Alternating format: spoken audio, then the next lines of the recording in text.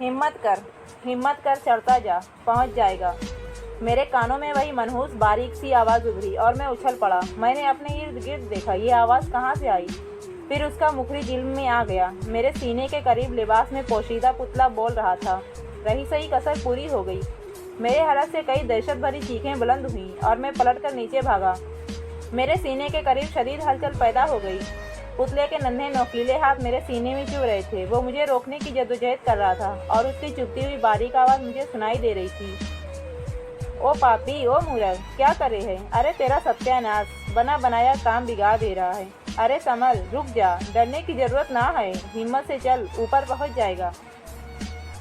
मगर मेरे कदम न रुक पाए थे। मजीद हैरतनाक बात यह हुई थी कि पहले मुझे ज़मीन जितनी नीचे नज़र आ रही थी, अब उतनी नीचे ना रही थी। मैं आखिरी सीढ़ी अबूर कर रहा था कि पांव लड़खड़ाए और मैं बुरी तरह नीचे गिरा। नीचे पथरीली ज़मीन थी। सर एक पत्थर से टकराया और आंखों में सूरज उतर आया और फिर गहरी तारीकी छा गई। न जाने कब तक ये कैफियत रही। होश आया तो मामू रियाज की आवाज़ सुनाई दी। कैसी तबीयत है मसूद? क्या हाल है बेटे? मेरी आंखों में धुंधलाहट थी, कुछ साफ नहीं नज़र आ रहा था। रफ्ता रफ्ता ये कैफियत दूर हुई। वालदा का चेहरा नज़र आया और फिर उनकी रुंधी हुई आवाज़ उभरी। मसूद बेटे, आंखें खोलो, कैसी तबीयत है बेटे? दिमाग साए साए कर रहा था, कुछ समझ में नहीं आ रहा था। हाँ, गुजरे हुए वाक़यात याद थे। वो खौफनाक लम्हात पूरी तरह जहन में थे। बेअख्तियार मेरा हाथ सीने पर पहुंच गया। वहाँ कुछ मौजूद नहीं था। दिल को करार सा हुआ। मैंने मामू रियाज को देखा, वालदा को देखा और उठकर बैठने की कोशिश की, लेकिन मामू रियाज ने जल्दी से मेरे सीने पर हाथ रख दिया। नहीं नहीं, लेटे रहो, बहुत कमज़ोर हो गए हो, लेटे रहो। कैसी तबीयत है? मैंने कहना चाहा कि ठीक हूँ, मगर मुंह से आवाज़ नहीं निकल सकी। मुझे हैरत हुई थी। 2 बार कोशिश की, मगर गला भींचा हुआ था, आवाज़ ना निकल सकी।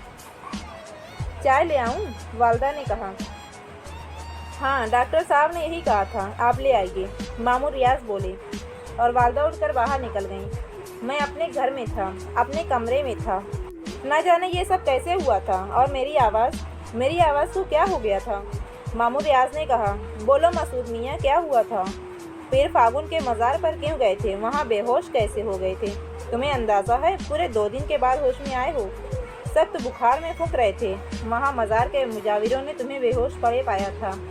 इत्तेफाक से मेरे एक शनासा हैदर अली मज़ार पर फातिहा पढ़ने गए हुए थे। तुम्हें जानते थे, वही तुम्हें यहाँ तक लाए थे। क्या वाक़या हुआ था, कुछ बताओ तो सही। मैंने बोलने के लिए ज़ोर लगाया, मगर आवाज़ किसी तरह ना निकल सकी और मेरे चेहरे पर बेबसी फैल गई। मामू रियाज को शायद एहसास हो गया था। उनके चेहरे पर तशवीश के आसार नज़र आने लगे। इतनी देर में वालदा चाय ले आई थी। मामू रियाज बोले, ये बोल नहीं पा रहा बाजी हैं? वालदा मतूहत लहजे में बोली। हाँ, यूँ लग रहा है जैसे बोलने की कोशिश कर रहा है, लेकिन आवाज़ ना निकल रही। क्या हो गया मेरे बच्चे को? इलाही खैर, क्या हो गया इसे? वालदा साहिबा की आंखों से आंसू बहने लगे। हौसला रखें बाजी, अल्लाह बेहतर करेगा। उठो मसूद मियाँ, चाय पी लो, बदन में जान आएगी। मुझे उठने में कोई दिक्कत नहीं हुई थी। मामू मियाँ ने चाय की प्याली मेरे होंठों से लगाई, मगर मुंह ही ना खुल सका। लाख कोशिश की, मगर होंठ एक दूसरे से चिपक कर रह गए। मामू रियाज अब बेहद परेशान नजर आने लगे। फिर वो भर्राए हुए लहजे में बोले, चमचा ले आइए, शायद मुंह खोलने में दिक्कत हो रही है। तमाम जतन कर लिए गए, मगर मेरा मुंह ना खुला। वालिद साहब भी आ गए, मुझ पर तबसरे होते रहे। वालिद साहब की इमा पर मुझे कागज़ थमा दिया गया ताकि मैं लिखकर कुछ बताने की कोशिश करूं, लेकिन मेरी उंगलियां अकड़ गईं। कलम पर गिरफ्त कायम ना हो सकी। शाम को कई डॉक्टर आए। मैं ग़िज़ा और पानी से महरूम हो गया था। डॉक्टरों ने मशवरा दिया कि अस्पताल में दाखिल कर दिया जाए, हो सकता है फालिज का असर हो। सब लोग मेरे सामने की बातें कर रहे थे और उनकी बातें मेरी समझ में आ रही थीं, मगर मैं कुछ कर नहीं सकता था। तय ये हुआ कि दूसरे दिन मुझे एक अस्पताल में दाखिल किया जाएगा। रात हो गई। अहले ख़ानदान की परेशानी का मुझे पूरा एहसास था। दिल में सख्त शर्मिंदा था कि मुसीबत खुद मोल ले ली है। दूसरे भी परेशान हुए और अपनी जान पर बन गई। आधी रात तक सब मेरे करीब रहे। फिर मुझे नींद आ गई तो मुझे तन्हा छोड़ दिया गया, मगर ज़्यादा देर नहीं गुजरी थी कि आँख खुल गई। मध्यम रोशनी वाला बल्ब जल रहा था, मगर रात का वक्त था। वोल्टेज ज़्यादा होने की वजह से उस ज़ीरो के बल्ब की रोशनी तेज़ हो गई थी। पहले मेरी निगाह छत पर पड़ी, जहाँ एक गैर मामूली तौर पर बड़ी मकड़ी चिपकी हुई थी। इतनी बड़ी और इतनी हैबतनाक मकड़ी मैंने इससे पहले कभी नहीं देखी थी। खास तौर से उसकी आंखें, वो सुर्ख आंखें मटर के दानों के बराबर थीं और मुझे घूर रही थीं। मेरे बदन में खौफ और दहशत की लहरें उठने लगीं। मैं सहमी हुई नज़रों से इस भयानक मकड़ी को देखता रहा। अचानक उसने अपनी जगह से जुम्बिश की और अपने बदन के लैसदार मादे का एक तार छोड़ती हुई वो उसके सहारे नीचे उतरने लगी। उसका निशाना मेरा सीना था। दहशत से मेरा रुआं रुआं काँप रहा था। मकड़ी मेरे सीने पर उतर गई और ये देखकर मेरी सांस रुकने लगी कि उसका चेहरा बूढ़े साधु का था। बदन मकड़ी का था और उसका हल्का सा वजन मुझे अपने सीने पर महसूस हो रहा था। फिर बूढ़े साधु की वही मिनमिनाती हुई आवाज़ मुझे सुनाई दी, तूने वादा खिलाफी की है मूर्ख। मैंने मेरे मुंह से निकला और अपनी आवाज़ खुल जाने पर मुझे सख्त हैरत हुई। तुझसे पहले ही कहा था मैंने, मुझसे काम लेना है तो हिम्मत करनी होगी। पहले मेरा काम करना होगा, उसके बाद संसार में तेरे लिए इतना कुछ होगा कि तुझसे संभाला ना जाएगा। दौलत तेरे सामने कूड़े के ढेर की तरह पड़ी होगी। तू मुंह से जो बात निकालेगा पूरी होगी। अभी मैं तुझसे यही कहता हूँ, पुतला वहाँ पहुँचा दे जहाँ मैं चाहता हूँ। तेरा काम ख़त्म हो जाएगा। और अगर तूने ऐसा ना किया तो आखिर तू कौन है? मैंने हिम्मत करके पूछा। मैं तेरी खुशबख्ती हूँ मूर्ख। मेरा ये काम एक मुसलमान ही कर सकता था, वो मुसलमान जो खुद मेरे पास आए, कुछ लेना चाहे तो नहीं। तू नहीं जानता कि पुतला वहाँ पहुँच गया तो मुझे क्या मिल जाएगा। और तू खुद ही तो आया था मेरे पास मुझसे अपना काम करवाने। तूने हड्डी लाकर दी थी मुझे। मुझसे गलती हो गई थी, मुझे माफ़ कर दी और मेरा पीछा छोड़ दी। मैं एक पाक बुजुर्ग के मज़ार पर तेरी निजात नहीं ले जा सकता। और फिर तुझे भी मालूम हो गया होगा कि मेरे मज़ार पर जाने के रास्ते बंद हो गए थे। सीढ़ियाँ इतनी ज़्यादा हो गई थी कि मैं ऊपर पहुंच ही नहीं सकता था। भूल है तेरी, तूने 9 सीढ़ियाँ चढ़ी थी, 10 बाकी रह गई थी। बस तेरी आंखों को धोखा दिया गया था मियाँ जी ने। थोड़ी सी कोशिश करके ऊपर जा सकता था। ये हिम्मत तो करनी तुझे। नहीं साधु, मैं ये काम नहीं करूँगा। अब ये नहीं हो सकता बालक, ये तुझे करना ही पड़ेगा। सुन बालक, मैं तुझे 3 दिन देता हूँ। इन 3 दिनों में मैं तुझे समझाऊँगा और अगर फिर भी तेरी समझ में नहीं आया तो तू वो देखेगा जो देख ना पाएगा। खून के आंसू रोएगा तू और तेरे आंसू पोंछने वाला कोई ना होगा। जब ठीक है, समझ में आ जाए तो इसी जगह मेरे पास आ जाना और ना समझ में आए तो। मकड़ी मेरे सीने से उड़ गई। वो उसी तार के ज़रिए ऊपर जा रही थी। मैं उसे देखता रहा। वो छत से चिपक गई थी। फिर उसका हजम छोटा होने लगा और वो एक नन्हा सा धब्बा बनकर रह गई। आहिस्ता आहिस्ता ये धब्बा खिसकने लगा। फिर एक जगह दीवार से उतरकर खिड़की के रास्ते बाहर निकल गई। खौफ और दहशत अब मेरे लिए बेमानी हो गई थी। जो कुछ निगाहों से गुजर चुका था वो खुद मेरे लिए नाकाबिले यकीन था। लेकिन कसूर मेरा ही था। इतना बेअकल नहीं था कि अच्छा बुरा ना समझता। लालच ने आंखें बंद कर दी थी और काले जादू का सहारा लेकर तकदीर बनाने की कोशिश की थी। किसी से कुछ कहता भी तो क्या? ठंडी आँख भरकर सोच रहा था कि अब क्या करूं। अब तक शायद इस काले जादू के ज़ैर असर था और अब उससे आज़ाद हो गया था। बदन को ऐसे शदीद नकाहत का एहसास हुआ कि पूरे बदन में सनसनी फैल गई। ज़बान तालू से चिपक गई क्योंकि पानी का एक कतरा भी हलक से नीचे नहीं उतरा था। हाथ पांव साथ दे रहे थे। पहले जो कैफियत पैदा हो गई थी अब नहीं थी। घर वाले बेचारे थककर सो गए थे। अजीब सी कैफियत हो रही थी मेरी। मैंने उन्हें जगाना मुनासिब नहीं समझा। न जाने किस तरह दीवारें पकड़ पकड़ कर बावर्ची खाने तक जा पहुंचा। रोशनी जलाई और उसके बाद खाने पीने की अशिया तलाश करने लगा। खाना तैयार ज़रूर किया गया था लेकिन जूं का तूं रखा हुआ था। घर वाले बेचारे खुद अपनी परेशानियों का शिकार रहे थे। कोई खाना नहीं खा सकता था।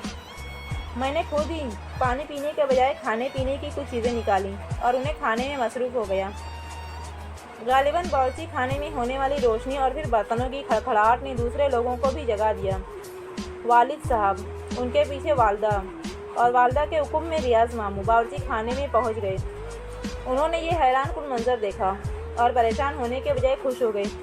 वालदा के मुंह से आवाज़ निकली, इलाही तेरा शुक्र है, इलाही तेरा शुक्र है। भूख लग रही मेरे बच्चे। तू पीछे हट, मैं तुझे खाना देती हूँ। नहीं अम्मी, मैंने खाना खा लिया है, बस एक गिलास पानी दे दीजिए, मैंने कहा। और उन सब के जर्द चेहरे खुशी से खिल गए। मुझसे छोटी एक बहन थी और उससे 1 साल छोटा भाई भी था। वो दोनों शायद नहीं जागे थे, लेकिन बाकी तीनों अफराद मेरे खाने से फारिग होने के बाद मुझे बड़े एहतमाम से अपने साथ ले गए। वालिदा ने अपने कमरे का बिस्तर दुरुस्त किया।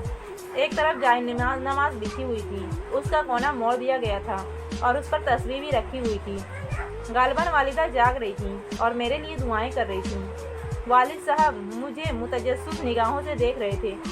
फिर उन्होंने कहा, बेटे अब कैसी तबीयत है? अब तो तुम बोल सकते हो ना, हाथ पाँव भी ठीक हैं। जी अब्बू। मगर बेटे कुछ बताओ तो सही कि हुआ क्या था? ये बात तो मैं पहले ही तय कर चुका था कि इन लोगों को अपनी इस गंदी हरकत के बारे में कुछ नहीं बताऊंगा। मैंने खामोशी ही इख्तियार की तो रियाज मामू बोले, रहने दीजिए भाईजान, ये बिल्कुल सेहतमंद हो जाए तो हम इससे पूछ लेंगे। दिमाग पर जोर डालना मुनासिब नहीं है। तुम यूँ करो मसूद मियाँ, यहीं सो जाओ बाजी के बिस्तर पर। किसी किस्म की कोई गिरानी तो महसूस नहीं कर रहे? नहीं, अब मैं बिल्कुल ठीक हूँ। ये तो याद होगा कि तुम पीर फागुन के मज़ार पर क्यों गए थे? वालिद साहब ने पूछा। शदीद तजस्सुस उन्हें बेचैन कर रहा था, मगर मामू रियाज ने फिर मुदाखलत करते हुए कहा, भाईजान खुदा के लिए अभी ये तमाम बातें रहने दें। आपको अंदाज़ा है कि कितनी मुश्किल से सूरत हाल दुरुस्त हुई है। वालिद साहब खामोश हो गए। मामू रियाज हमारे साथ ही हमारे घर में रहते थे। नाना नानी मर चुके थे। उनकी भी बस ये एक बहन थी जो मेरी वालिदा थी।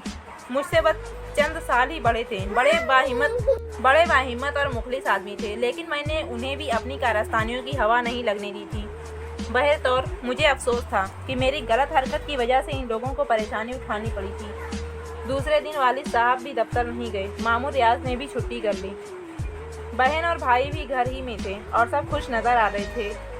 मेरी जिस्मानी कैफियत बिल्कुल एतदाल पर थी, बस दिल की धड़कनें तेज़ थीं और ये खौफ बार बार दिल को दहला रहा था कि कहीं वो मनहूस जादूगर कोई ऐसा अमल ना करे जिसकी वजह से इन लोगों को दोबारा परेशानियों का सामना करना पड़े।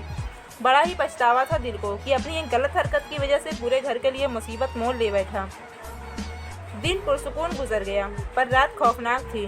दिल तो ये चाहता था कि अपने कमरे में ना सोऊं, लेकिन इन लोगों से कुछ कह भी नहीं सकता था। पूरा दिन चूंकि बेहतर गुजरा था, इसलिए अब वो लोग भी मुतमईन हो गए थे। बस कयास आराइयाँ जारी थीं।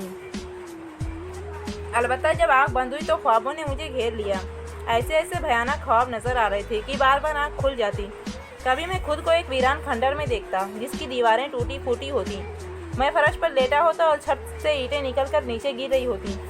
मैं इस खौफनाक मंजर से दहशत ज़दा होकर अपनी जगह से उठा और एक सतून का सहारा लेने के लिए उसे पकड़ा, लेकिन अचानक सतून ने भी अपनी जगह छोड़ दी और बहुत सी इंसानी आवाज़ें मुझे सुनाई दी और मैं जाग गया। आवाज़ें दरहकीकत बाहर से आ रही थीं। मैं हैरान सा होकर अपने कमरे से निकल आया। मैंने देखा कि घर के तमाम अफराद सहन में खड़े हुए हैं। तेज़ रोशनी हो रही है और सामने बाथरूम के करीब एक बड़े थाल में कोई चीज़ रखी हुई है जो सबकी निगाहों का मरकज़ है। मैं आगे बढ़ा तो वो सब मेरी तरफ देखने लगे। वालिदा साहिबा दिल पकड़े हुए खड़ी थीं। मामू रियाज भी सहमे सहमे से नज़र आ रहे थे। इस थाल में मैंने 2 काले बकरों के कटे हुए सर और एक बड़ी सी कलेजी रखी हुई देखी। उसके चारों तरफ